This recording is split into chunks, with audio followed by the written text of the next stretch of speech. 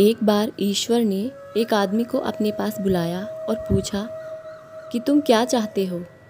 तो उस आदमी ने कहा कि प्रभु, मैं अपने जीवन में सुख शांति चाहता हूँ, प्रशंसा चाहता हूँ, उन्नति चाहता हूँ और ढेर सारी खुशियाँ चाहता हूँ। ईश्वर ने उस आदमी को 2 गठरियाँ दी और कहा कि लो, ये 2 गठरियाँ अपने घर ले जाओ। इनमें से एक गठरी में तो तुम्हारी पड़ोसी की बुराइयाँ भरी हुई हैं और एक गठरी में तुम्हारी भरी हुई हैं। जो पड़ोसी की गठरी है उसे तुम कभी किसी को मत दिखाना और ना ही तुम देखना, और जो दूसरी गठरी है जिसमें तुम्हारी बुराइयां भरी हुई हैं उसे तुम सामने लटका लो और बार बार खोलकर देखा करो। आदमी ने गठरियां तो उठा ली, लेकिन उससे एक गलती हो गई। उसने अपनी बुराई की गठरी को अपनी पीठ पर लाद लिया और अपने पड़ोसी की बुराई की गठरी को सामने लटका लिया और उसका मुंह खोलकर बार बार देखता रहता और दूसरों को भी दिखाता रहता। ऐसा बार बार करने से ईश्वर से जो उसे वरदान मिले थे वे उसी पर उल्टे हो गए और वो गलत कार्य करने लगा। क्योंकि वो अपने पड़ोसी की गठरी को बार बार देखता और औरों को भी दिखाता, इसलिए उसका जीवन अशांति से भर गया और दुखों से भर गया। उसे अशांति मिलने लगी, सब लोग उसकी बुराई करने लगे। ऐसा करने से उसका जीवन दुखों से भर गया। ये सब जो उसके साथ हुआ वो तो उसकी गलती के कारण हुआ। लेकिन दोस्तों, कुछ लोगों को तो खुशी ही दूसरों की बुराई करने से मिलती है। ऐसे लोगों से हमेशा बचकर रहें और जो आपकी बुराई करते हैं उन्हें करने दें, क्योंकि उनके कुछ भी कहने से आप वैसे नहीं बन जाते हैं। इसलिए सुनो सबकी, लेकिन करो अपने मन की। बुराई करने वालों को पहचानना भी बहुत ज़रूरी होता है। जो लोग सभी की बुराई करते हैं वो उनकी आदत होती है। वो बहुत लालची होते हैं और सिर्फ अपने बारे में ही सोचते हैं। ऐसे लोग जब भी आपसे मीठी मीठी बातें करें तो समझ लो कि वो अपने किसी काम को निकलवाना चाहते हैं। जब उनका काम निकल जाता है तो वो आपकी तरफ देखते भी नहीं हैं। वो सिर्फ अपना फ़ायदा सोचते हैं। दूसरों के नुकसान से उन्हें कोई फ़र्क नहीं पड़ता। ऐसे लोग सामने से तो बड़े अच्छे स्वभाव के बनते हैं, लेकिन पीठ पीछे बुराई करते रहते हैं। मुंह पर कड़वा बोलने वाले कभी धोखा नहीं देते।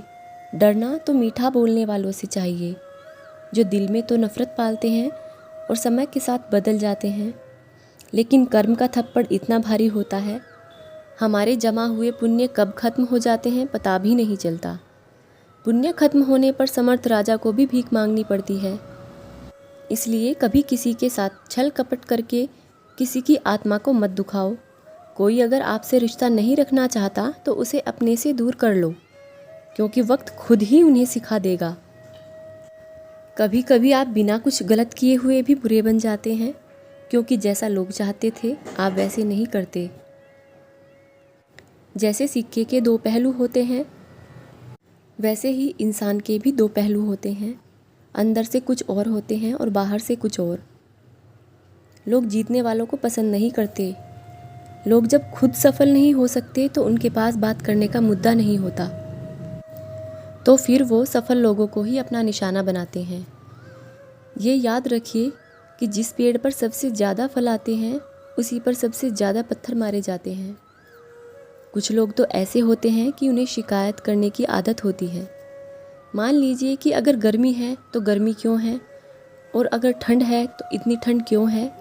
उनके लिए हर दिन खराब है। उनका पूरा जीवन शिकायतों से भरा होता है और उनको इसी में खुशी मिलती है। शायद वो ये नहीं जानते कि जो मन में आए बोलने से आदमी को वो सुनना पड़ सकता है जो उसे पसंद नहीं होता।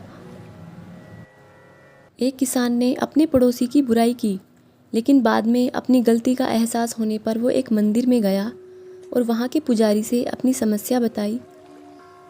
तो पुजारी ने कहा कि वो पंखों से भरा हुआ थैला लेकर जाओ और शहर के बीचों बीच जाकर फैला दो। किसान ने ऐसा ही किया। फिर पुजारी ने कहा, जाओ और सभी पंखों को थैले में भरकर ले आओ।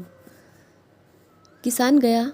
उसने सारे पंखों को इकट्ठा करने की बहुत कोशिश की, लेकिन वो सफल नहीं हो सका। एक भी पंख वो नहीं ला सका। सारे पंख इधर उधर उड़ गए और चारों ओर फैल गए।